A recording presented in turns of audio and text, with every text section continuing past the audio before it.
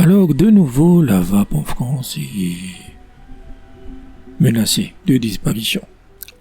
Donc, pour le budget, pour le prochain budget, parce qu'il faut quand même trouver du pognon, on a de nouveau la taxe de liquide, quasiment 30 euros par litre pour les soi-disant liquides faiblement nicotinés inférieurs à 15 mg et 50 euros par litre pour les soi-disant fortement nicotinés. Pour fortement nicotinés, c'est plus de 15 mg.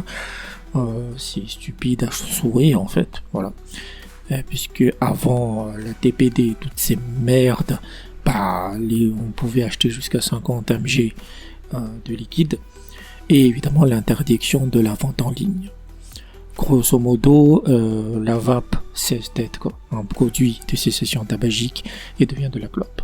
Puisque les buralistes, ces bienfaiteurs de l'humanité, seront les seuls à autoriser avec aussi c'est de la bureaucratie. C'est de la bureaucratie. Et oui, ça va être voté. Vous êtes déjà mort.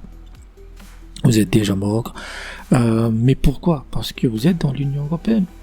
Vous êtes dans l'Union européenne et c'est pour prévoir la prochaine réglementation européenne sur la vape qui aura lieu en 2028.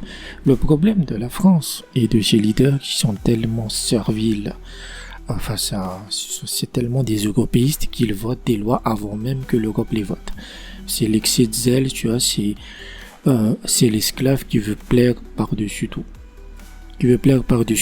Et vous pouvez gueuler, hein. Je veux dire, moi j'ai été dans la vape, je suis pas français ni en France, mais j'ai écrit un livre entier sur la vape. Donc vous pouvez le trouver dans la description, promotion, qui s'appelle La vape qui dérange.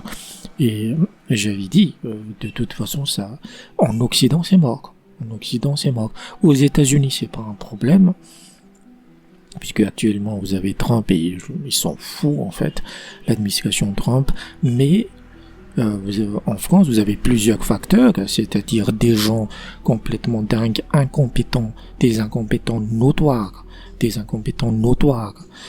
qui ne connaissent rien à la vape, qui ensuite il faut trouver du pognon et donc il faut taxer tout ce qui peut être taxé.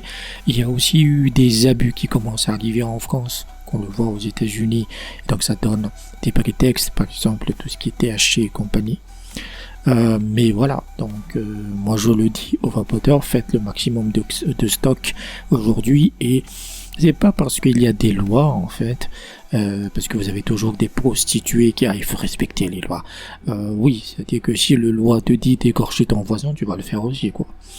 Mais ce que je dirais fondamentalement, c'est que c'est pas parce qu'il y a des lois qui sont votées en fait que les filières vont disparaître. Et je le dis aux vapoteurs individuels, il y a énormément de sites en Chine et même en Europe de l'Est qui vous proposent même aujourd'hui de la strong, donc des sucres supérieurs à 100 mg, 200 mg. Il faut être prudent pour les manipuler parce que c'est de la, voilà, il faut des grands, des masques, etc. Mais faites des stocks dès aujourd'hui, le maximum possible, et surtout pour les vapoteurs entre guillemets qui ne sont pas expérimentés, je dis la majorité ne font même plus du reconstructible en fait. Ils se contentent des résistances prêtes à l'emploi. Eux, ils sont déjà morts. Donc ils vont juste payer en fait.